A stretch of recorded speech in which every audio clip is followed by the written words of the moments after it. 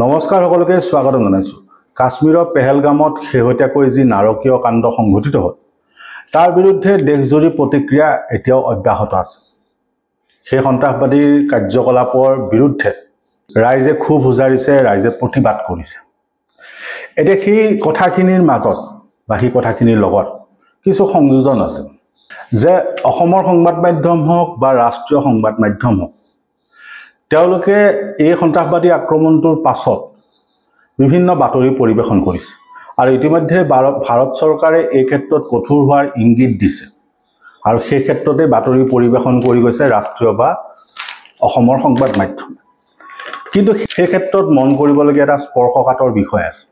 সেই বিষয়টো সন্দৰ্ভত এতিয়ালৈকে আমি ক'তো বিশেষ বাতৰি হোৱা দেখা নাই।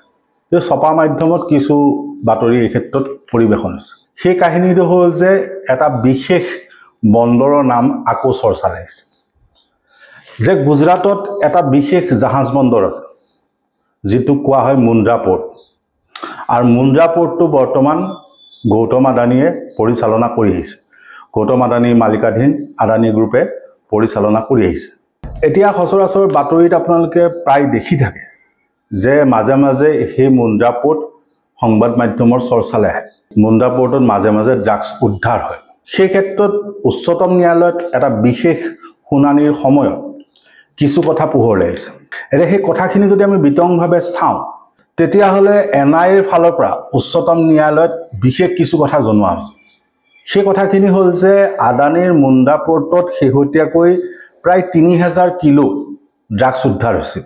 2988 কিলো হিৰ'ইন উদ্ধাৰ হৈছিল, যিখিনিৰ বজাৰ মূল্য প্ৰায় 21,000 কোটি টকা।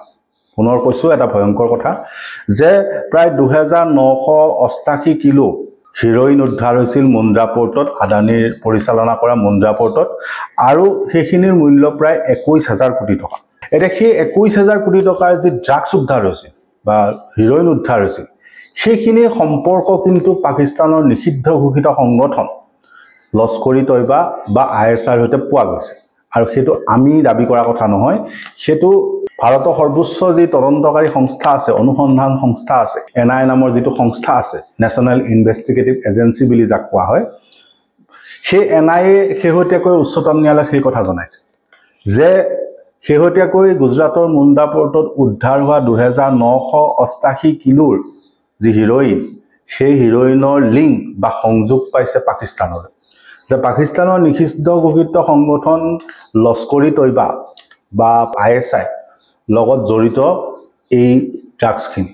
কেনেকৈ বুলি ক'লে যে সেই ড্ৰাগছখিনি, যিখিনি ড্ৰাগছ উদ্ধাৰ হৈছিল, যিখিনি হিৰ'ইন উদ্ধাৰ হৈছিলে, সেইখিনিৰ যি ধন, সেই ধন লস্কৰ-ই-তৈবা হওক বা ISI হওক, তেওঁলোকে সন্ত্ৰাসবাদী কাৰ্যকলাপত ব্যৱহাৰ কৰিছিল। যিখিনি হিৰ'ইন বা যিখিনি ড্ৰাগছ যোগান ধৰা হৈছিল, ছাপ্লাই কৰা হৈছিল, সেইখিনিৰ পৰা যিখিনি টকা তেওঁলোকে আৰ্জন কৰিছিল বা যিখিনি ধন লাভ কৰিছিল, সেইখিনি তেওঁলোকে সন্ত্ৰাসবাদী কাৰ্যকলাপত ব্যৱহাৰ কৰিছিল। বিশেষকৈ অস্ত্ৰ শস্ত্ৰ ক্ৰয় আৰু নতুন সদস্য ভৰ্তিৰ ক্ষেত্ৰত লস্কৰ-ই-তৈবা হওক বা ISI হওক, তেওঁলোকে এই ধনসমূহ ব্যৱহাৰ কৰিছিল। এগৰাকী বিশেষ ব্যক্তিক গ্ৰেপ্তাৰ কৰিছিলে NIA, আৰু তেওঁৰ জামিন শুনানিত উচ্চতম ন্যায়ালয়ত বুধবাৰে এই তথ্য পোহৰলৈ আহিছে। NIA যিগৰাকী এডিশ্যনেল চলিচিটৰ জেনেৰেল ঐশ্বৰ্য ভাট, তেওঁ উচ্চতম ন্যায়ালয়ত এই কথাটো জনাইছে। আৰু লক্ষণীয়ভাৱে তেওঁ কৈছে যে এই ধৰণৰ যি ধৰণৰ ড্ৰাগছ উদ্ধাৰ হৈ আছে, এইসমূহ কিন্তু পাকিস্তানৰ সন্ত্ৰাসবাদী সংগঠনে তেওঁলোকৰ সন্ত্ৰাসবাদী কাৰ্যকলাপত ব্যৱহাৰ কৰিছে। যিটোৰ ক্ষেত্ৰত তেওঁ উদাহৰণস্বৰূপে কাশ্মীৰৰ পেহেলগামৰ কথাটো কৈছে। তেওঁ কৈছে যে এই ধৰণে ধন সংগ্ৰহ কৰি এই সন্ত্ৰাসবাদী সংগঠনসমূহে কাশ্মীৰৰ পেহেলগামৰ দৰে ঘটনাসমূহ সংঘটিত কৰি আহিছে। খুব এটা স্পৰ্শকাতৰ বিষয়। সেই কথাটোত ন্যায়াধীশ সূৰ্যকান্ত আৰু কোটেশ্বৰ সিঙৰ যিখন বেঞ্চ আছে বা যিখন বিচাৰপীঠ আছে, সেইখনৰ সন্মুখত এডিশ্যনেল চলিচিটৰ জেনেৰেল ঐশ্বৰ্য ভাটে NIAৰ হৈ এই তথ্য উচ্চতম ন্যায়ালয়ত দিছে। এতিয়া সেই ক্ষেত্ৰত তেওঁ এইটোও কৈছে, অৰ্থাৎ অধিবক্তাগৰাকীয়ে এইটো কথাও কৈছে যে ছিষ্টেমটোৰ ভিতৰত কিছুমান লোফল আছে বা ছিষ্টেমটোৰ ভিতৰত কিছুমান খুঁত আছে, যাৰ বাবে এনেধৰণে ড্ৰাগছ সৰবৰাহৰ ঘটনাবিলাক সংঘটিত হৈ আছে।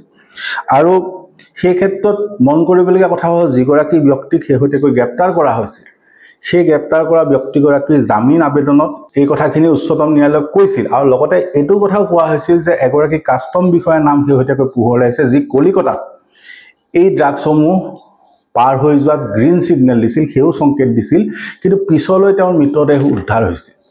তেওঁ নিশালৈ তেওঁৰ মৃতদেহ উদ্ধাৰ হৈছে। এনআইএ সন্দেহ কৰি তেওঁক জেৰা কৰিব বিচাৰিছিলে আৰু তেওঁৰ ষ্টেটমেণ্ট বা তেওঁৰ সাক্ষী দিয়া কথা আছিলে, কিন্তু তাৰ পিছত সেই ব্যক্তিগৰাকীৰ ৰহস্যজনকভাৱে নিশাৰ ভাগলৈ মৃতদেহ উদ্ধাৰ হয়। এনআইএৰ ফালৰ পৰা এগৰাকী লতিফ ৰাথেৰ বুলি এগৰাকী বিশেষ ব্যক্তিৰ এটা সাক্ষী তেওঁলোকে গ্ৰহণ কৰিছে, জমা দিছে। এতিয়া সেইগৰাকী লতিফ ৰাথেৰ হ'ল এগৰাকী এই লস্কৰি তৈবা নিষিদ্ধ ঘোষিত সন্ত্ৰাসবাদী সংগঠনটোৰ এজন সদস্য। অৰ্থাৎ নিষিদ্ধ ঘোষিত সন্ত্ৰাসবাদী সংগঠন লস্কৰি তৈবাৰ এগৰাকী সদস্য হ'ল লতিফ ৰাথেৰ আৰু তেওঁৰ সাক্ষ্য গ্ৰহণ কৰিছে এনআইএ। সেই সাক্ষ্যৰ ভিত্তিত কথাখিনি কৈছে আৰু সেই যি লস্কৰি তৈবা নামৰ সন্ত্ৰাসবাদী সংগঠন আছে তাৰে এটা ভাতৃ সংগঠন হ'ল এতিয়াৰ সন্ত্ৰাসবাদী সংগঠন যিটোৱে কাশ্মীৰত এই নাৰকীয় ঘটনা সংঘটিত কৰিলে, যাক দ্য ৰেজিষ্টেণ্ট ফ্ৰণ্ট বুলি নাম দিয়া আছে। সেই সংগঠনটো আচলতে লস্কৰি তৈবা পাকিস্তানৰ এই নিষিদ্ধ ঘোষিত সন্ত্ৰাসবাদী সংগঠনটোৰ এটা ভাতৃ সংগঠন। আৰু এই যিগৰাকী যি ব্যক্তিক সাক্ষ্য লৈছে, যাক গ্ৰেপ্তাৰ কৰা হৈছে, তেওঁ এই সাক্ষ্যত এই কানেকশ্যনখিনি কথা কৈছে যে লস্কৰি তৈবাৰ লগত পোনপটীয়া সম্পৰ্ক আছে আৰু সেই ড্ৰাগছসমূহ আফগানিস্তানৰ পৰা আহে আৰু সেই ড্ৰাগছসমূহ বিক্ৰী কৰি তাৰ ধনেৰে অস্ত্ৰ শস্ত্ৰ ক্ৰয় কৰাৰ পৰা যিসমূহ সদস্য আছে নতুনকৈ ভৰ্তি কৰিবলৈ এই ধনসমূহ ব্যৱহাৰ কৰা। গতিকে এটা ৰাষ্ট্ৰীয় নিৰাপত্তাৰ প্ৰতি ভাবুকি, এটা ভয়ংকৰ খবৰ যে এই জাহাজ বন্দৰৰ জৰিয়তে ড্ৰাগছ আহিছে আৰু সেই ড্ৰাগছ সন্ত্ৰাসবাদী কাৰ্যকলাপত ব্যৱহাৰ কৰিছে, পাকিস্তানী সন্ত্ৰাসবাদী সংগঠনে ব্যৱহাৰ কৰিছে। কিন্তু ইয়াত আটাইতকৈ গুৰুত্বপূৰ্ণ প্ৰশ্নটো হ'ল যে সেই বন্দৰসমূহত কেনেকুৱা ধৰণৰ নিৰাপত্তা ব্যৱস্থা থাকে, বৰ্তমান কেনেকুৱা ধৰণৰ নিৰাপত্তা ব্যৱস্থা আছে আৰু সেই বন্দৰতেই ড্ৰাগছ কিয় উদ্ধাৰ হয়। এই প্ৰশ্ন দুটা যথেষ্ট প্ৰাসংগিক।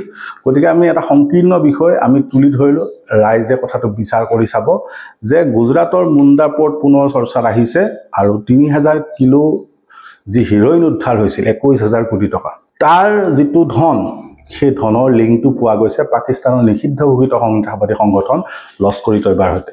গতিকে ভাৰতবৰ্ষৰ ওপৰত যি ধৰণৰ আক্ৰমণ হৈ আছে, সন্ত্ৰাসবাদী আক্ৰমণ হৈছে, শেহতীয়াকৈ যিটো পেহেলগামৰ ঘটনা, সেইটোৰ পাছত এনেকুৱা ধৰণৰ তথ্য যেতিয়া চৰকাৰৰ যিটো সৰ্বোচ্চ তদন্তকাৰী সংস্থা আছে তেওঁলোকৰ পৰাই যেতিয়া এই কথাটো পোহৰলৈ আহিছে, এতিয়া চৰকাৰখনে এই ক্ষেত্ৰত কি ব্যৱস্থা লয় সেইটো সময়তহে লক্ষণীয় হ'ব। ধন্যবাদ।